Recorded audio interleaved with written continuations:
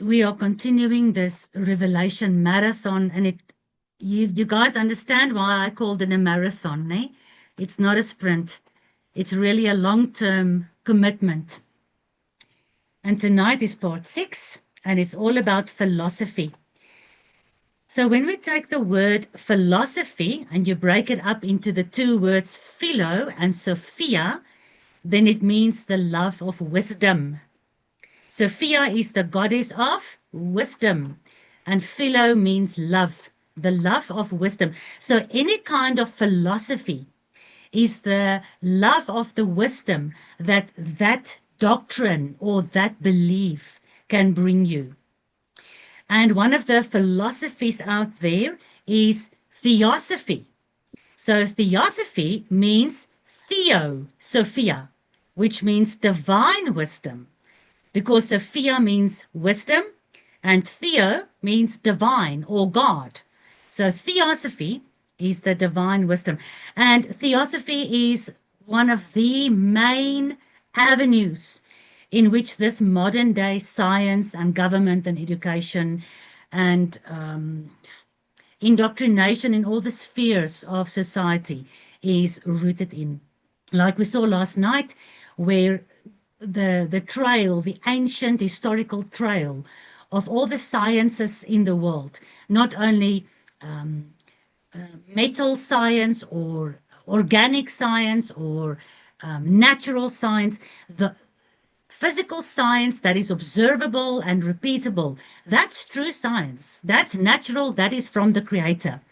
But your scientific institutions have all come out of this ancient bloodline in historical context, where certain bloodline families had to make sure that their philosophy of the pantheon of the gods, the ancient gods that they worshipped, were still looked after within a monotheist society. And then they had to initiate and start all their societies and their like the Royal Science Society and all those things. And today, all your modern societies are rooted in that. And the background of that is theosophy, the love of wisdom, and not any wisdom, but divine wisdom. But of course, this theosophy does not get their wisdom from Yahuwah, because they say Yahuwah is the bad demiurge God that doesn't want man and woman, Adam and Eve, to have wisdom. He was the one that wanted to keep us in the dark. Now, when you belong to theosophy and you are part of this modern world, which has its roots in ancient Babylon anyway, then you want to be free from this demiurge God, like we discussed now with the Truman Show, where the true man wants to be free from Christoph, the producer of the Truman Show, who sits there up above the firmament in that studio, and he's organizing this whole show. But true man wants to be free from Christ off. And he wants to break through the barriers, and he wants to be out there doing what he wants to do. So theosophy takes you down a very deep, dark rabbit hole. And we're not really going to go too deep into that because you will get lost in all the information there. But you guys can really try to do a little bit more of your own research. If you Google theosophy, you can read quite a lot about that. The woman that has started this philosophy is Blavatsky, and she is let's just call it a witch. She's somebody who speaks to ancient guiding spirits, who has taught her all the secrets and the mysteries of the universe. And she's written quite a few books. And her books are very popular and has a huge influence in the scientific and the governmental spheres. So theosophy, or Sophia, this goddess of wisdom, she's also called Diana, she's called Isis, she's called Ishtar, she's called Ashtoreth, she's the queen of heaven. She is I'm thinking of another name now, I forgot it. Athena, there we go. She's also called Athena. I hope you guys have had some time to watch the video I have on YouTube that's called Genetic Manipulation and the Age of Reason. Because Sophia, this goddess of wisdom, is also the goddess of reason.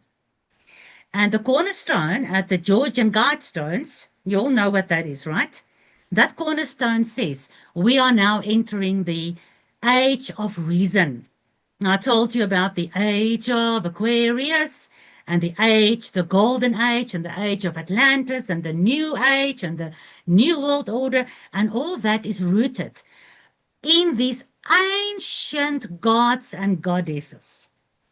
Again, I'm going to repeat that mythology is not imagination or fairy tales, but it's just very old history.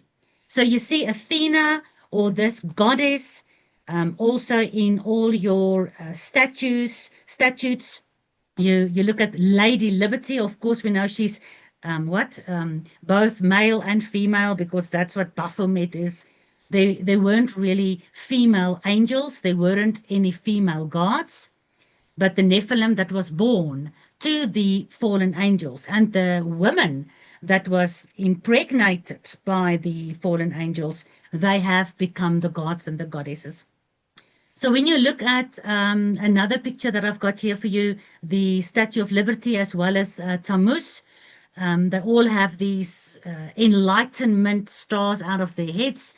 And whether it's male or female, whether it's Athena, Lady Liberty, or Tammuz, it all goes back to this philosophy, this love of divine wisdom.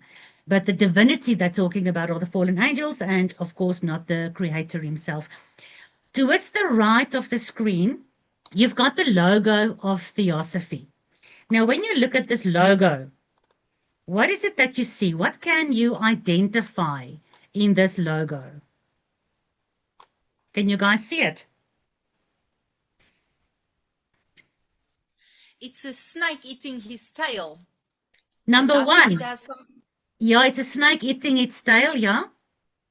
And it's something to do with Janus as well, with the New Year, the Gregorian New Year or something. Yeah, Janus got two faces. So January, That's Janus, right. He looks towards the past and the present, and it's actually to do with this eternal cycle.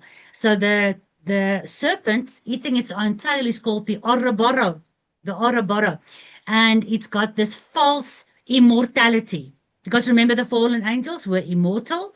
The serpent promised Adam and Eve immortality. You'll never die. Although we had immortality. False promise, lying as always. But this Ouroboros is on every computer. When you do something and you have to wait for your computer to think or whatever, you get that little circle that goes around like this. That is the Ouroboros. It's the circle of life. It's eternity, but it's the mythological false demon eternity of the serpent promising you this unending circle. No beginning, no end, just everlasting. Well done of that one. So that's number one. Okay, what else, Yolanda? The Ramfan star that's used by the Jews as David's star. Then well I see the wait. Well done. Number two, the Star of David, but it's very old. It wasn't invented by the Jews or by the Nazis in, the Second World War. That star is ancient. It comes out of mythology. And Yolanda, when you look at the star, what is the Star of Ramfan made of? It's two triangles. It almost makes you think of as above, so below. It's something two like pyramids or two triangles, Oh. also showing you the false trinity. And it's from the top the triangle comes down, and from the bottom it comes down, and then it crosses each other and it makes that star. But it also has a sexual connotation. In Freemasonry, you've got those kind of shapes as well, and the one comes from above and the one comes from below, and it shows this mating of the gods with humans. Well done, Yolanda. What else? Can I say another one? Yeah. The Celtic cross, the one with that round on top. I don't know much about that one. So that's not the So, Celtic cross, it is the Ankh cross.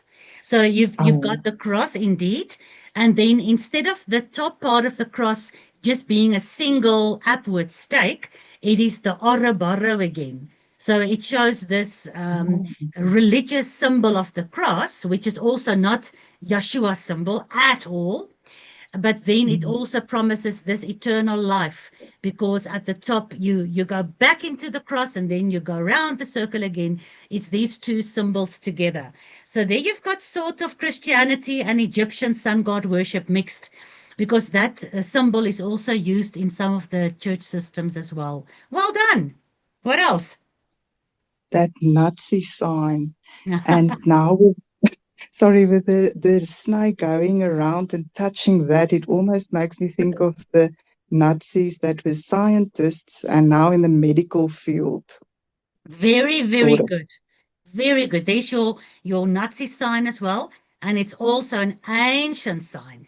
Even this Nazi sign is found way back in mythology, in Mesopotamia, in Chaldea. It's all over the place. Very interesting. All right, there's one more little sign there. Oh, it Mara, looks sorry, so it's nice. also sorry, that's Nazi sign is also very prominent in the Hindu religion. Yes, because what it represents is the wheel of life. And again, you've got, like with your Star of David, you've got these two aspects coming together.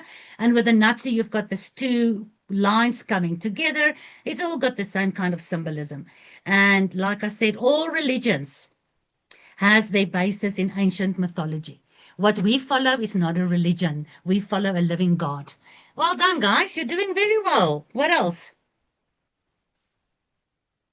Looks like an Arabic thing, but I don't know that one.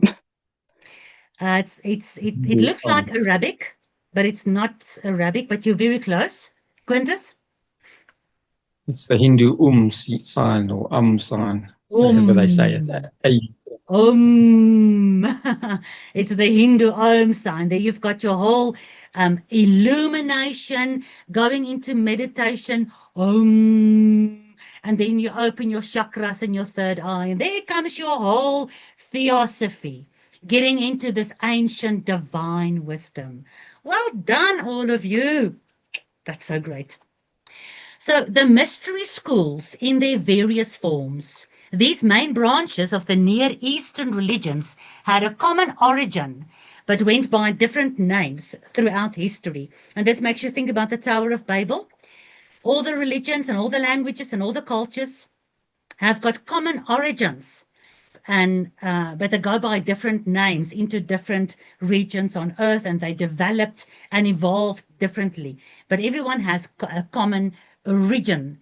That's why all the deception is based in something true, because it all started with the original truth of this God, this creator God. So you've got your Chaldean, you've got your Sabian, you've got your Hanif, your Yahud, your philosophers, your Nazara, and your Magus. And that's, of course, Chaldean is in Iraq, your Sabian is Egypt and Asia, your Hanif is Arabic, Yahud is Babylon. And now we're not talking about the real house of Yahudah. We're talking about the Jews from the synagogue of Satan, the Babylonian Pharisee seat of the serpent. Your philosophers comes out of Greece and Rome, and that's where your Hellenistic perspective and worldview comes from. Helena, of course, also an ancient goddess, especially in Greece and Rome. They Hellenized the early church believers, and they Hellenized during the Maccabean period, the house of Judah. And your Nasara is Rome, and your Magus is Asia, and you know the whole Hindu and Buddhist and what is the other one? With all the many gods, the monkey gods, and all that those kind of religions as well.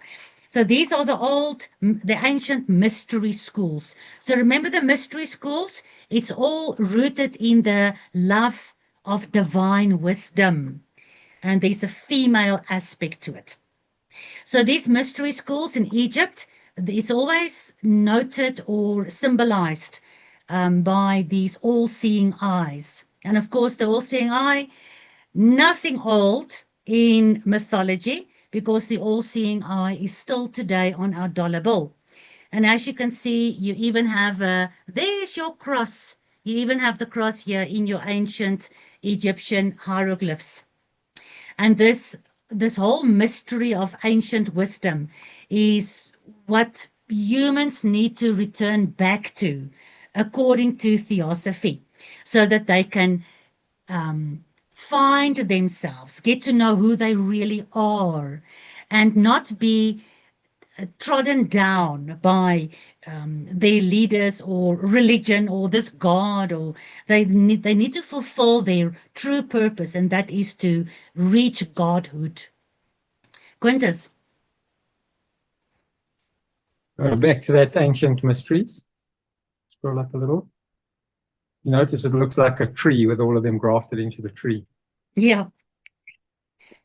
Everything goes back to the first 3 chapters of God's writing. I mean, if you really understand the first 3 chapters of Genesis 1, 2, and 3, you can almost skip the rest of the Bible and end up in the book of Revelation. The tree of life, the original true, only thing that kept us in communion with Yahuwah, is the very same thing that the serpent and the dark kingdom has taken and twisted. So now they call the tree of knowledge of good and evil, they call that the tree of life. In Kabbalah, you've got the tree of life. In all these ancient mysteries, you've got the tree of life. They're always represented with a tree. Even evolution, if you look at evolution, it's a tree that we all branch out of from the same original amoeba or whatever. It all goes back to take that which was true and just twist it enough to get you to follow the darkness without you even realizing. We continue with all these signs and symbols of ancient divine wisdom. So in Judaism and in Kabbalah, you've got the Rosicrucians, you've got Gnosticism. We looked at that last night, remember? You've got Sufism, and that's, of course, rooted in your black rock, in your black cube, Saturnus. You've got alchemy, which is, again, rooted way back in the dark sciences. You've got your theosophy, your seal of Solomon, Kabbalah, and all this are the symbols of this ancient wisdom secret societies. Today in Christianity, of course, you've got all these different crosses, and you've got this peace sign with the cross in it. I forgot what its name is now. It's got a specific name, but I remember we used to have this on our little songbooks in church. This sign over here is used for the Trinity. You've got the IHS, which they say has got something to do with Yeshua's death, but it really stands for Isis, Horus, and Seth. And then, of course, you've got the Ichthys, or the little fish. But even in all these ancient mystery symbolism, although it's used today for the church and people think it's innocent, it shows you that ancient mythology is not dead. It's still very much alive and active in all the religions today. When I visited Israel, this was one of the most repeated symbols in almost every street shop. You had all these people selling stuff in Israel, and they're all over the place. They've got these little booths and stands and shops and whatever. And I saw this evil eye with a hand, the hand with an eye in it. In every shop, you had your menorah, then you had your cross, and then you had your evil eye, all next to one another. You had your Judaism, your Christianity, and your ancient Buddhist, New Age, Egyptian religion right next to each other. And a lot of these evil eyes also has Hebrew writing on it, but it's got to do with Kabbalah. So, of course, the Bible does talk about the evil eye. and that's when you are very stingy and you don't obey the Torah that says you have to look after your neighbor and the stranger and the widow. But we don't represent the evil eye with the all-seeing eye. I mean, that takes us right back to the ancient mysteries of opening your crown chakra and going into finding divine wisdom and being enlightened with divine wisdom, having your eyes opened by the serpent, the Ouroboros. And here, just going back to very, very ancient petroglyphs and writings and hieroglyphs from thousands of years ago. Here you can see, what sign is this right over here? Can you guys see that? Who's using that sign today? Anyone? Should I make it Muslim? Islam, Pamela? Yes. Well done, well done. So you see, even in Islam, even the Muslims, they think they've got their own religion, and it's not based in mythology. But here you've got your ancient sun god. Here we go back right back to Tammuz, right back to the Statue of Liberty and to Athena. And this is thousands of years old. I think this is about 3,500 years old. And here you've got your Islam sign, your crescent moon with a star inside the crescent moon. Every religion today are wearing the symbols that are showing and pointing back to ancient mythology. There's all your secret society symbols. There's all your Christian symbols. There's your Buddhist symbol. And here you've got your modern Christian and Islam symbols. And it all goes back to this ancient mythology. If you do a little bit of research on ancient symbolism of Chaldea, Mesopotamia, Egypt, you'll be surprised how the corporations and the world of science and the world of education, and of course the religions, how they're all using, and the huge corporations that are running this world, and the techno corporations that's running the world, how they all go back to these ancient signs that's rooted in mythology. So nobody must tell me mythology is a fairy tale. Right, so mythological philosophy. Well, tongue twister. Let me try again. Mythological philosophy. This is your love of wisdom that's found in ancient mythology. And ancient mythology is the study of myths. But myths and legends are just very ancient history. So in studying the ancient history, you start falling in love with this ancient wisdom because you realize it is extended in everything that we are living in this modern age.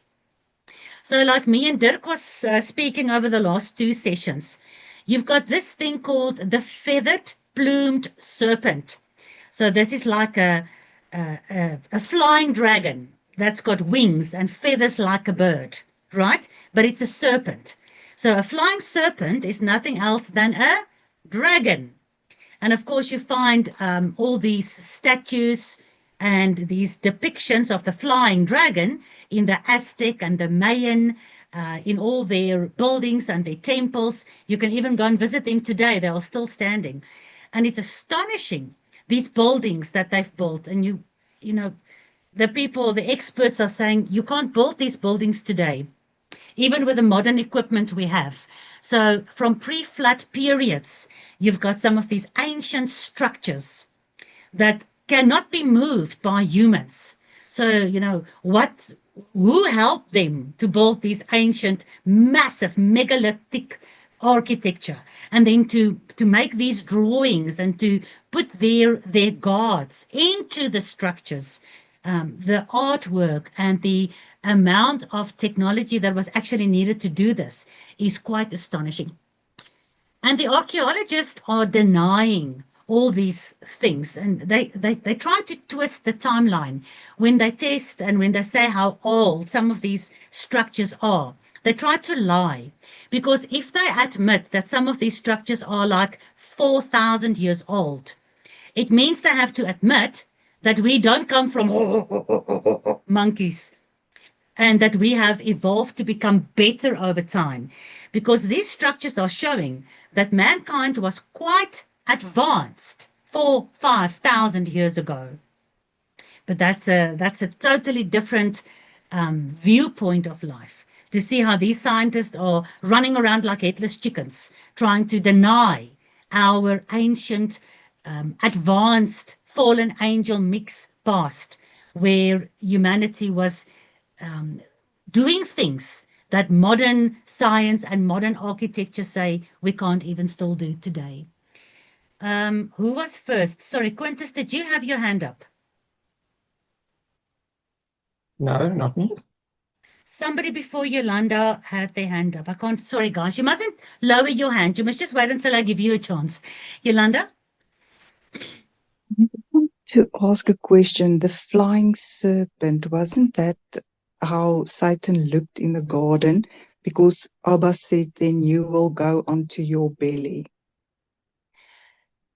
We Just weren't a there, question. so we don't know. The fact that the flying serpent is so dominant in so many religions makes me say yes, probably there's a good possibility for that. But then there's also people that say, when you look at the word for the serpent, which is Nachash, it does also mean the shining one. So it's this shining, I don't know, shining, flying, illuminated, beautiful, angelic kind of serpent, dragon, whatever, you know. All of those things can be true. True. We weren't there, so we can't really say. But the fact that people are depicting the ancient gods and that they use the serpent so predominantly, still today. I mean, who today does not own a computer? And on every computer, you've got the serpent biting its tail. That is not a coincidence. So, yeah, Yolanda, I won't be surprised. Dirk? Interesting observation by Yolanda. Any case, about the monoliths across our world, whether it be in Peru or whether it be in Sardinia, many of these structures actually show clear proof of a huge deluge, like this flood. So it can be in these structures. That's the one interesting point. The other interesting point is that with the exact precise building of many of these monoliths, they can prove that these are the only structures that could withstand. They were built in such a way, so precisely, that it could withstand the forces of a major downpour like Noah's flood. Just those two interesting points. And it's built so fantastically. You know, these huge 5-6 ton blocks of solid granite put in place, building these high walls and all those kind of things, and put in place so precisely that you can't even get a piece of paper in between those exact lines. It's almost not possible to build like that today. And I'm very glad that Yahuwah allowed them to sort of build these ancient structures like that so that it can survive. So today we can get the evidence and prove to the world that mythology is not dead. The same gods that ruled before the flood, like Messiah said, the end days, those same gods will rule again, as in the days of Noah.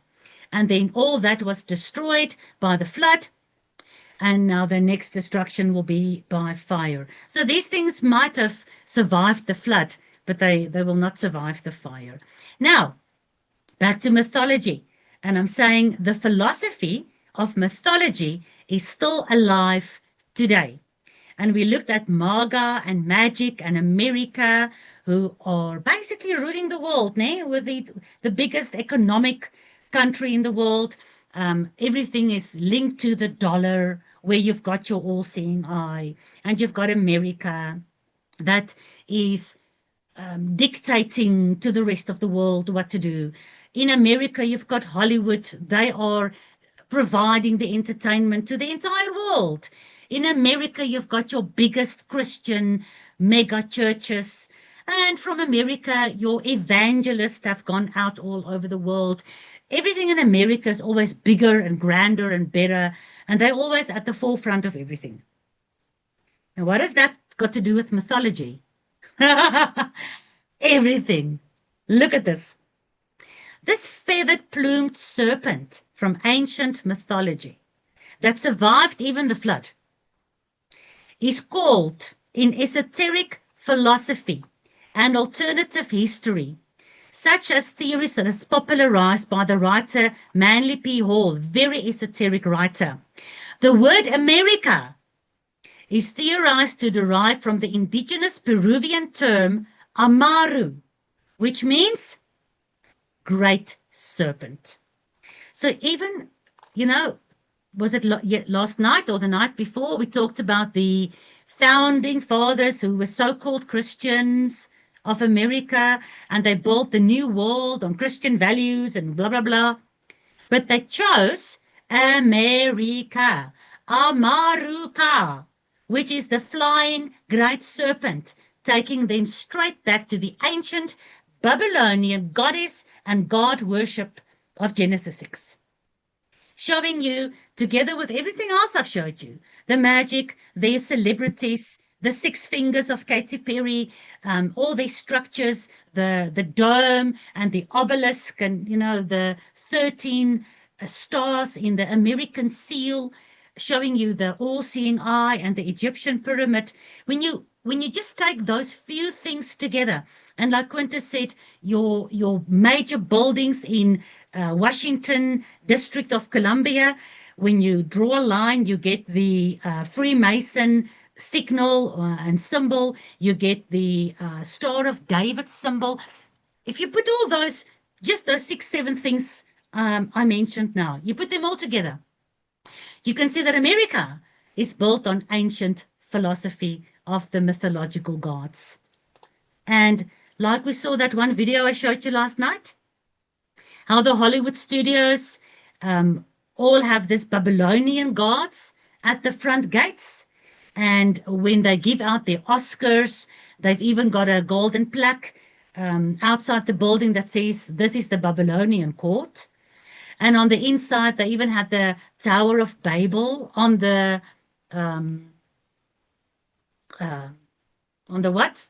Die ding daarvoor, where everybody is standing and making their announcements. So it's actually quite open and easy to see. And yet, when you say it like this, that America is built on mythology and they're still worshipping the mythological gods, then people will think you're crazy. Although even in their name, they admit it. Under this French symbolic interpretation, the Americas are referred to as the land of the plumed serpent, linking the continents to the ancient enlightened wisdom traditions of the indigenous Americas. And of course, the indigenous Americas, all their structures and all their symbols go straight back again to Babylon. But I mean, how far away is Babylon from America? So you're wondering, how did, these ancient Indians and Incas and Mayans, and how did these guys get the same kind of gods and symbols and stories that the ancient Babylonians had? It just proves the Bible true again. From the Tower of Babel, they all had the original same beginning, and then they branched out into different areas. So the serpent in Eden is the mythological liberator figure, and it's central to the medical, technological, and corporate industries after all these millennia. You remember the mystery schools that we looked at? And it's proving the same thing, that this ancient mysteries has never been replaced by any modern science or modern religion or modern belief system. It's still central because you find it in all technology. There's your Ouroboros, you see, on your computer. There's your pharmacia, your whole medical industry. There's your bitten apple, taking you back to the serpent in Eden. I mean, who today doesn't have an Apple device? Okay, I don't have one, but there's a lot of people that do. You've got your ancient flying serpents, all depicted all over ancient mythology. And then you look at your pharaohs. They had the serpent coming out of their third eye on their forehead. Makes you think about the mark of the beast on the forehead. Makes you think about the name of God on the forehead. Depending on what God you serve, maybe that God is going to own your forehead. So this ancient serpent, although you can see him all over mythology and, very old history and blah, blah, blah, blah, you still find it in technology and in medicine, which are two prominent industries in our modern lifestyle world. So that's not a coincidence. There is nothing new under the sun. Mythology is the telling of the history of the God of this world, which is still today central to our modern world. Demonism. So what are demons? Demons are ancient gods looking for bodies. Remember that. I think tomorrow night we're going to delve deeper into that. Demons are ancient gods looking for bodies. Demons are the spirits of Nephilim that died. You get spirit guides like Madame Blavatsky, who wrote the books and started Theosophy. She had spirit guides that actually put her in a trance, and then she started writing. And, when she comes out of the trance, she can't believe that she wrote a whole book. Unfortunately today, and I don't know if you've heard about this, maybe some of you have, and you can confirm this, but many fellow believers have contacted me and say sometimes God takes them over, or the Holy Spirit takes them over, and then they just write. And they write all the prophecies that God is showing them. And it's not them writing, but when they come out of this vision, that God gave them, then they've written down quite a lot of things. I tell them, I don't want to read your shit. I don't want to read it. I'm sorry. Jehovah doesn't work like that. So when a spirit takes you over and you go in like a trance-like state and you start writing stuff, that are these spirit guides. If I offended anyone, if any one of you are doing that, please forgive me. It's not intentional, but please don't send me the stuff you've written. I'm not interested. So these spirit guides are the angels or the Holy Ghost or these ancient souls that are guiding and enlightening humans. So these are the principalities that we read about in Ephesians 6. And let me tell you one thing. When you read the books of these ancient mystery school writers, they will tell you that Jesus and Buddha and Muhammad and Krishna and Moses, and all these kind of Hercules, all these figures that we know of, they were all spirit guides. They were all sent from the great architect of the universe who wants us to become like him again, but that's Satan. We all know that. And all these spirit guides have been sent to humanity over the last couple of 1,000 years, trying to get humanity to be lifted up again, to come out of their animal, what do you call it? Where you go into your lumbar kind of state that you are. You need to be lifted out of that into the higher dimensions. And then people came and they stole Jesus, for instance, and they made of him a god. But he's not a god, he's just a spirit guide. And somebody stole Muhammad and made of him like a very special guy, whatever.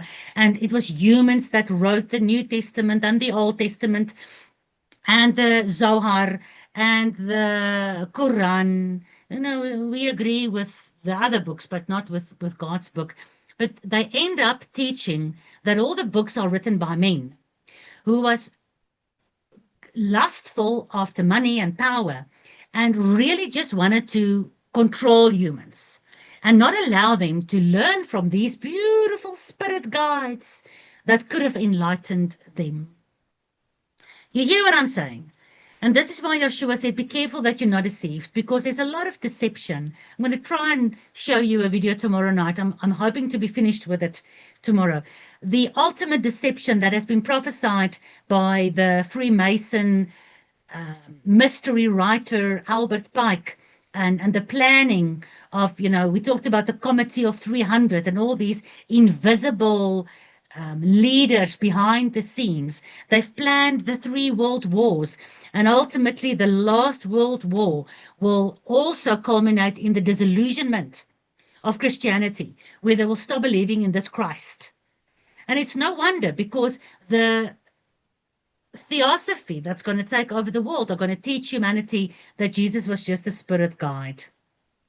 And he was basically just trying to teach you fundamental life truths. He never meant for you to worship him or to have to follow, the Torah. Please, God forbid. So looking at mythology, philosophy, and illumination, the biggest desire, and you'll remember last night I showed you, when you enter Freemasonry, they ask you, what do you desire? And what did they answer? Enlightenment and wisdom. Do you remember? Huh, guys? Yes. Yes. Okay, good. Just want to make sure you're there. I just want to see if I can find it. Where is it now? Here we go. What do you desire? Wisdom, Sophia, and enlightenment. And this is the foundation of the entire Freemason industry. So back to wisdom, we looked at theosophy and we looked at philosophy, and now this enlightenment. Enlightenment is not what the church says it is. And it's difficult. I know it is. Sorry, forgive me. I'm sounding very rude many times. But you all know who this Jonathan Rumi is? Yes. Okay, who is he? The chosen's Jesus. He played the part of Jesus in the series The Chosen. So there's a whole new app that you can download. Please don't download it, but you can if you want to. If you're a Christian and you like Jonathan Rumi, then this app is called Halo. Not Halo like this, but Halo. The sun god, enlightenment, halo around your head. So Halo is a Catholic meditation, prayer, sleep, and Bible app. You download it and then you listen to my Bible stories. So you've got Jonathan Rumi. Of course, they use an AI to let him tell the Bible stories, because he definitely did not read the entire Bible. Well, I'm just assuming. I don't think he has. Anyway, so Jonathan Rumi is praying and teaching you to meditate, and he will tell you Bible stories and help you pray and meditate until you can fall asleep.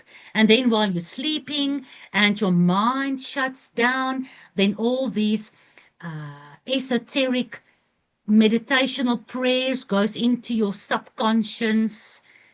Anyway, and that's got to do with Halo, with this enlightenment. And of course, how many Christians and Roman Catholics are following this because they love The Chosen? Here's the app. Here's what the app looks like. It says Jesus is number 1. So that's what the little Halo app looks like. You've got a circle or the round earth or whatever, and then you've got that angelic little halo circle around the head. And of course, that is nothing less than the enlightenment that you see in the sun god system. So for instance, here and in all the depictions of Jesus and all your biblical figures, you've got this halo around the head. So this app that you can download is also called Halo.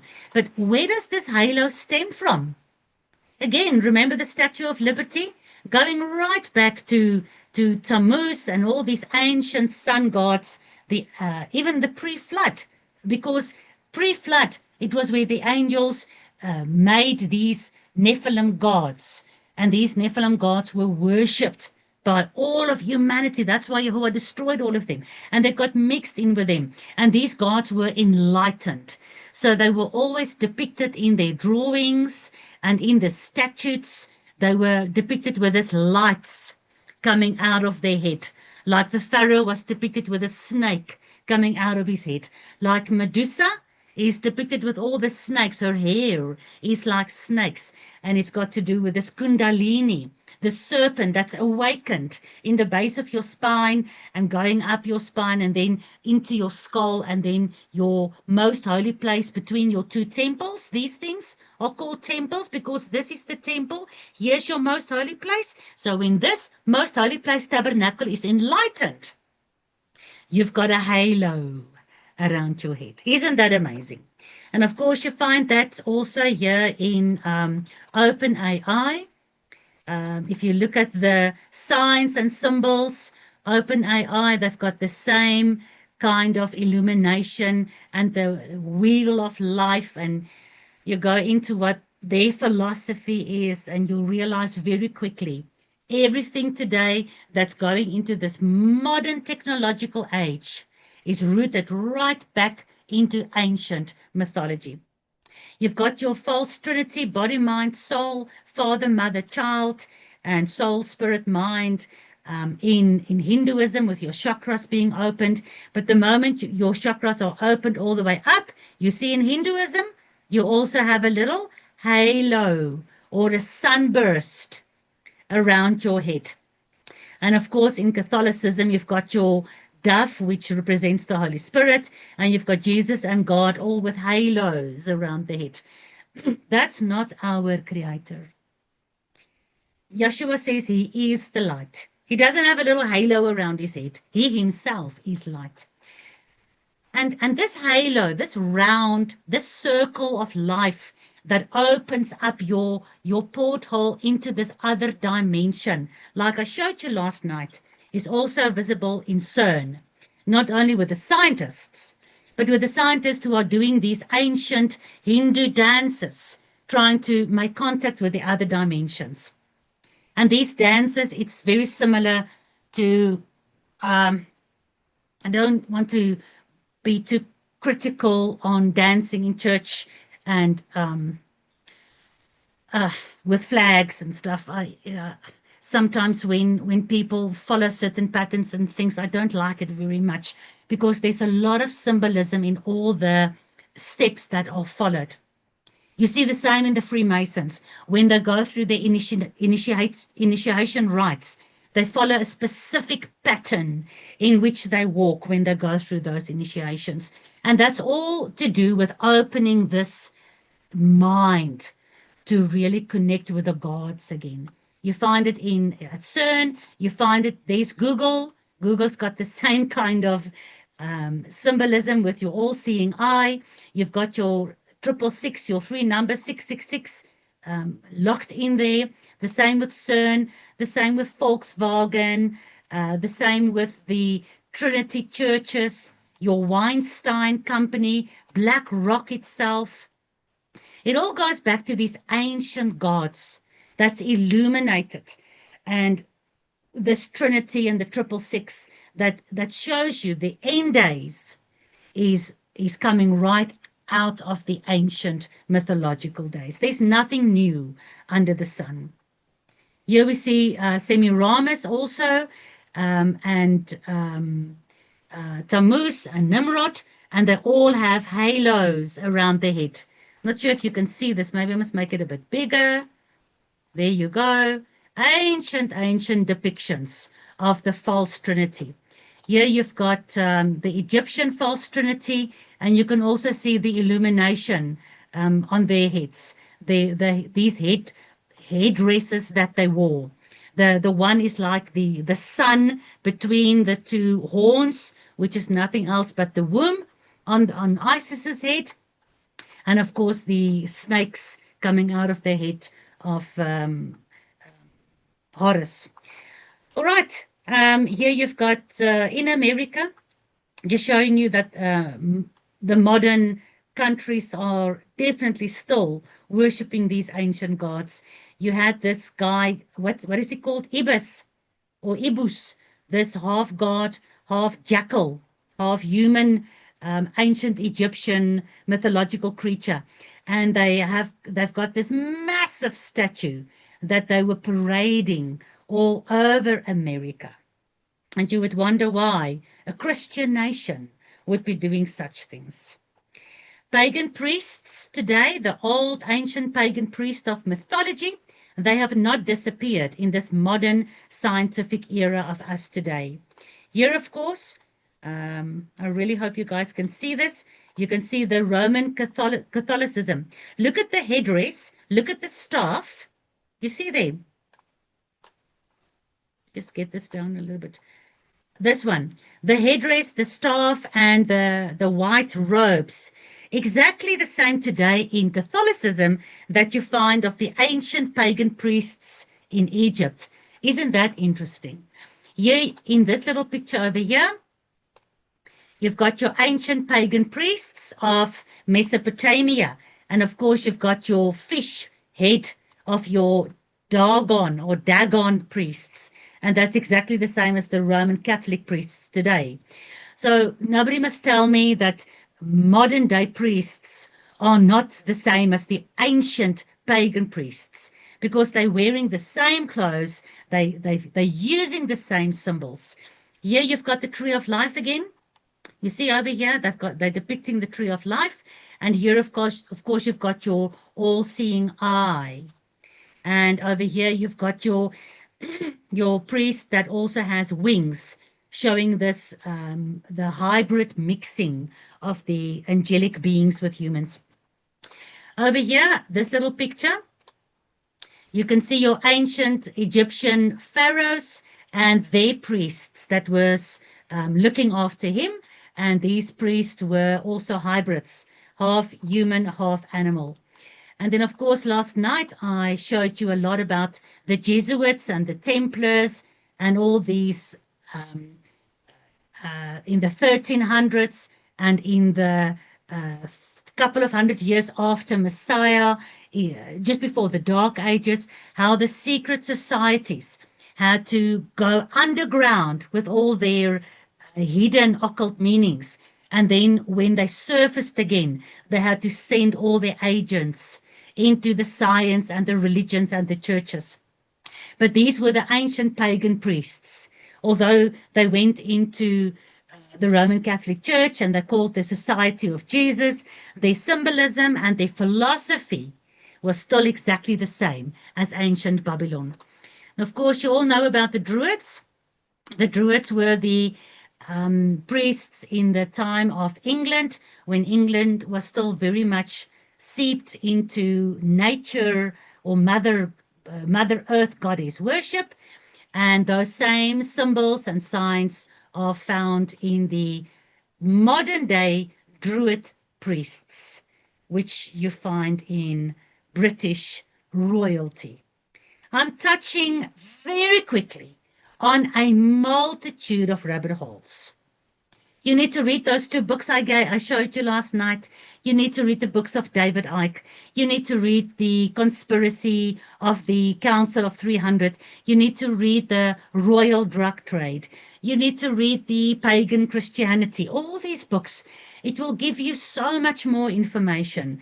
But there's just not enough time to go on a deep dive into all of this.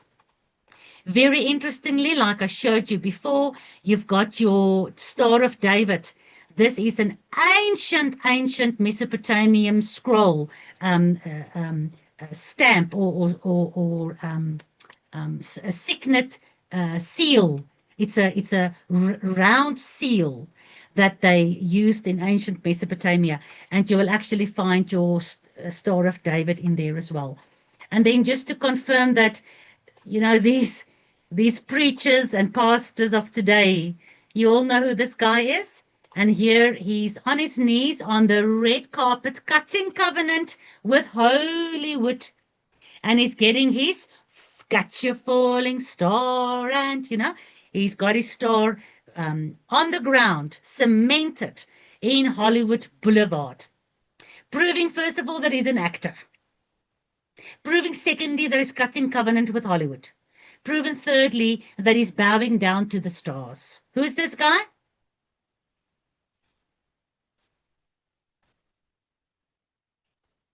Can you see his Looks face? like Billy Graham. It is. It's Billy Graham. It's Billy Graham. Another guy that also got a little star on Hollywood Boulevard was damn it, the guy that walked on the moon, Neil Armstrong. He's also got a little star on Hollywood Boulevard, showing you he's an actor.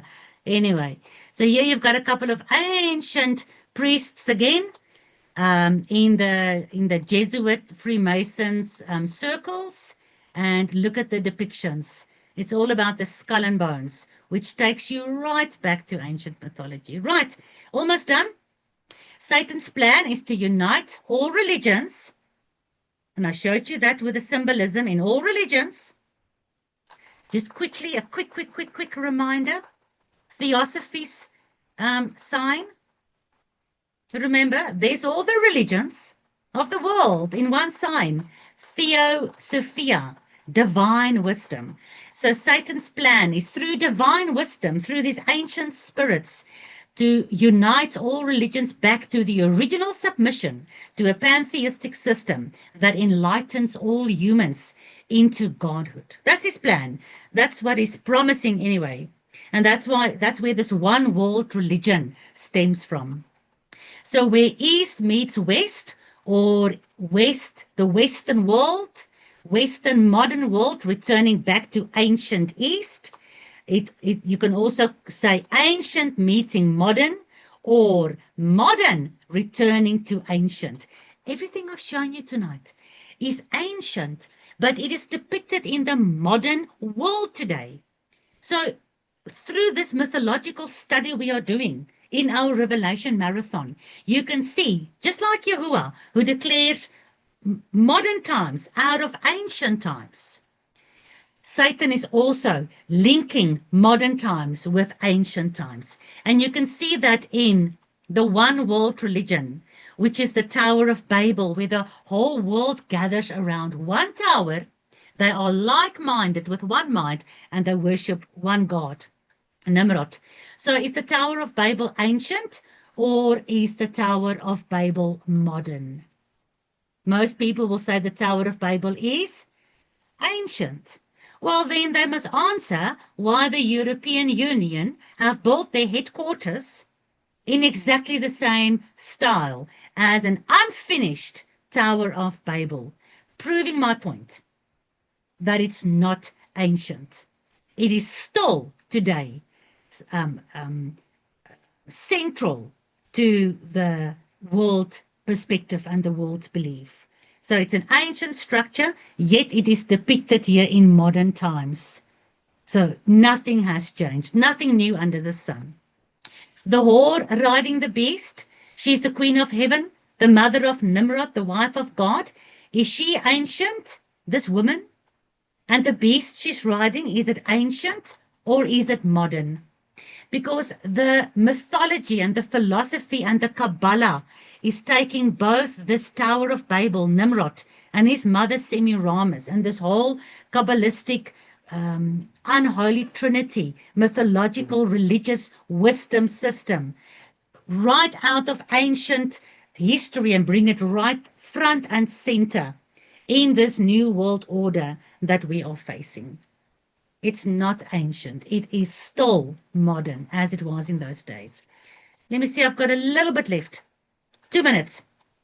The Zohar, often regarded as the most significant text of Kabbalah, is a foundational work of Jewish mysticism that explores the deeper, esoteric meanings of the Hebrew Bible.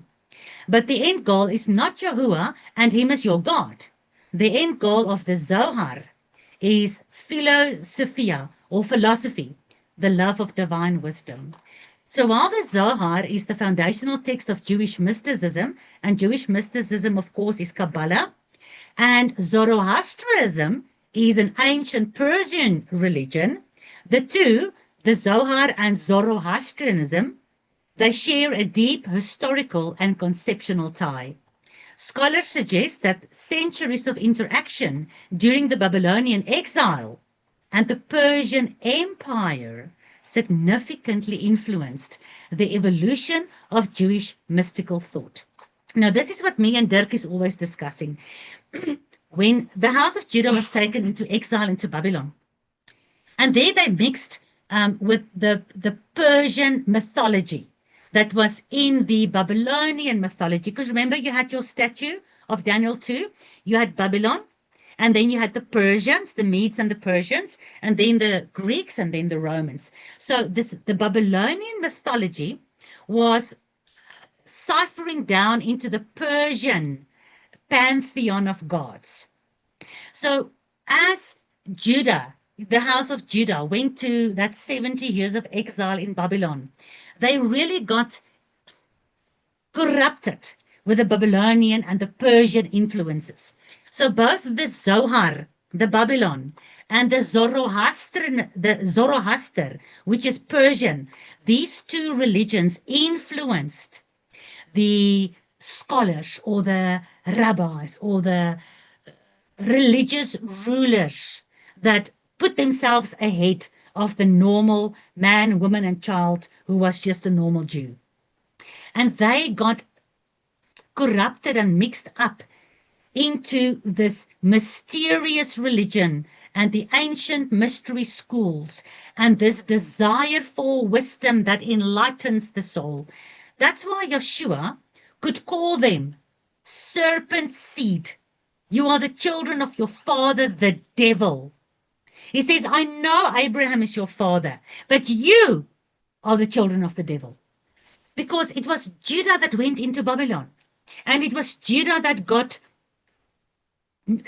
defiled and corrupted and mixed and seduced. And she started fornicating massively with Babylon. She became the whore of Babylon, right there in Babylon. And then she brought that whoredom back into Jerusalem. So by the time of Yeshua, when he was in Jerusalem, he pointed that out. And people can't understand why he could criticize them that badly. Even John the Baptist, he called them viper. You're a brood of vipers. If the religious leaders of today must be spoken to like that, they'll probably, flip a top or sue you or something. So these ancient Babylonian and Persian religions massively influenced this evolution of Kabbalah, this Jewish mystical thought. And again, I'm asking, is this ancient or is it modern? Because Zoroastrianism seems to be a very modern religion. Why do I say that? Look at the picture on the screen. So here you've got your ancient Persian Zoroastrianism, right? Let me make this picture a little bit bigger. Give me 1 second. This one. This one comes out of ancient Babylon. So this depiction of an eagle that's half eagle, half man. This is the Nebuchadnezzar on eagle wings, all in gold. This statue of gold that he made. This is ancient Babylonian. And look at Zoroaster. He's now the leader of Zoroastrianism. Look at the sign. It's very similar to what you see a lot of people show today, and a lot of the paintings of Jesus and Moses and Peter and all those kind of guys. But their sign is this ancient eagle. And of course, this ancient eagle, where do you find him as well? In your Nazi sign, in your World War II. The Nazis were walking around with all their banners. And what was in their banners? It was this eagle. But it was depicted in exactly the same way as this ancient Zoroaster sign.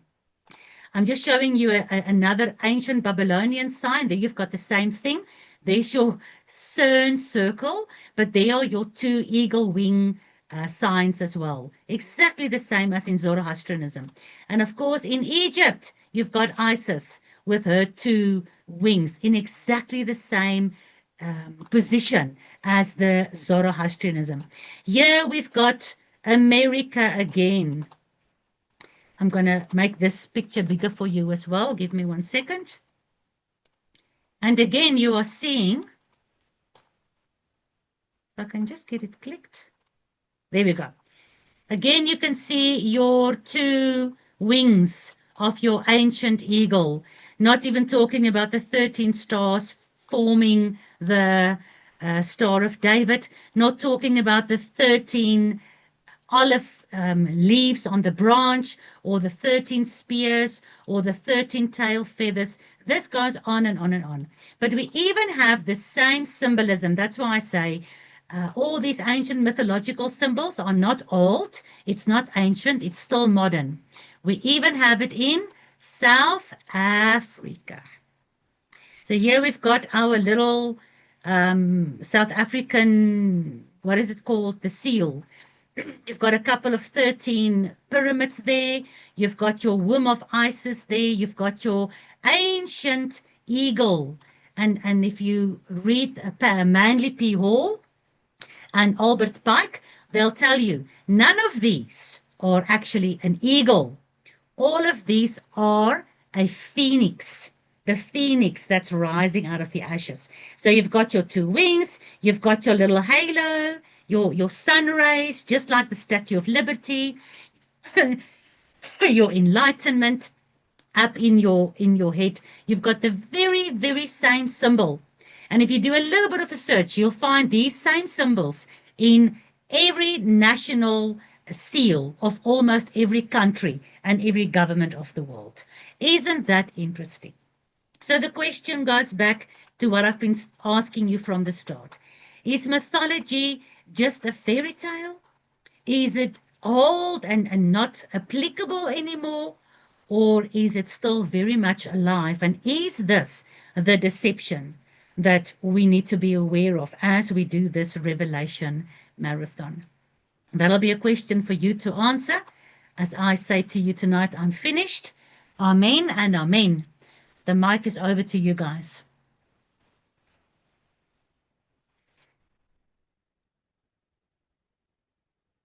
Marda, I was wondering about the pyramids and the triangle that the Kingdom of Darkness uses. I was wondering if it can refer to Mount Hermon, if it can represent a mountain. I absolutely believe that, because Mount Hermon is a massive porthole. I mean, that's the original CERN opening of the abyssos, where the fallen angels came down to. And in modern times, it's quite interesting that the United Nations actually built their lookout and their not stethoscopes. When you look into the skies, your huge telescopes right there on Mount Hermon. It's not by coincidence. Whether the shape of the pyramid comes from Mount Hermon, I'm not 100% sure.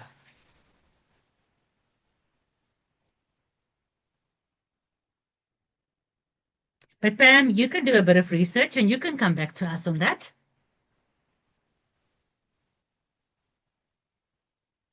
Will do. Okay. Okay. Okay, Tannie Petra? The eagle wings is actually Mercury. Yeah, again, it goes back to Mercury of last night, the Yes, messenger of it the comes- gods. Yeah. In alchemy and the rising phoenix, it's all part of Mercury. Yeah, very interesting, ne? And mercury is one of the heavy metals that we find in the chemtrails, that you find in your tooth fillings, that you find in vaccines, and we can go on and on and on. Yep. Yep. Mariska?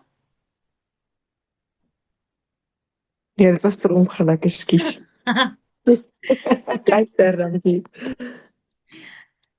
Guys, anyone else? Have you got something to add, to contribute, to ask, to say?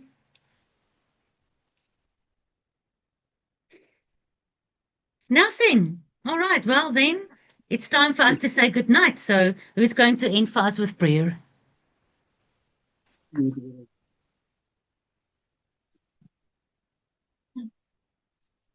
Mother, I had a question. Yes. that as we have fallen the victim of circumstance, how can we get out of this?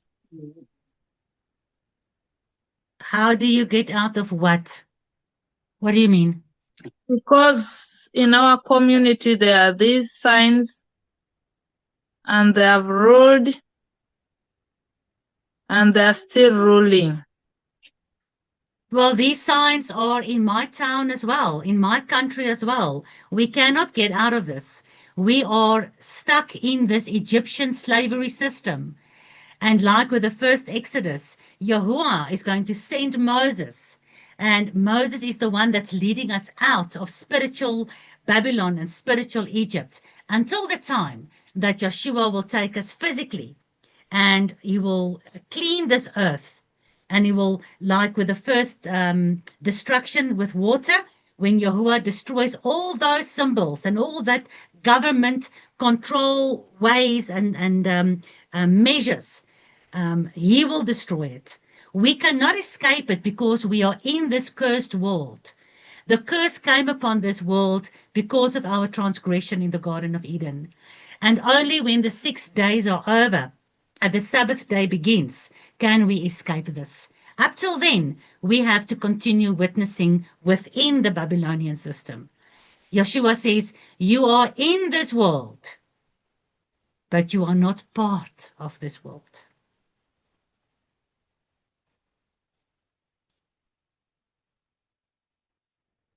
Does that answer your question, Deborah? Yes, I'm now clear.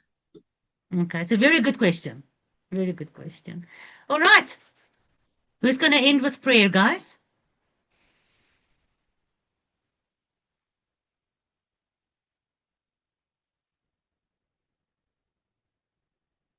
Not all at once, Father, I please. want to thank Finally, there we go. Yolanda, please go ahead. Father, we come before your throne and we want to thank you for your truth. Thank you for opening our eyes to see all these things around us and just to be more separated from this evil. Help us to discern in many ways where we should rather try to find more truth than walking open-eyed into all these things. But Abba, I'm thinking of your word where you said you took us out of Mitzrayim on eagle's wings, and the enemy is using that also. But we cling to that salvation that you gave us. And also where Yahusha said he wanted to gather us like a chicken under his wings. Let's seek that secret place and let's stay covered by your wings while we're in this evil. And thank you for the blood of Yahusha that keeps us safe. And we ask everything in the name of Yahusha. And we love you. Emunah.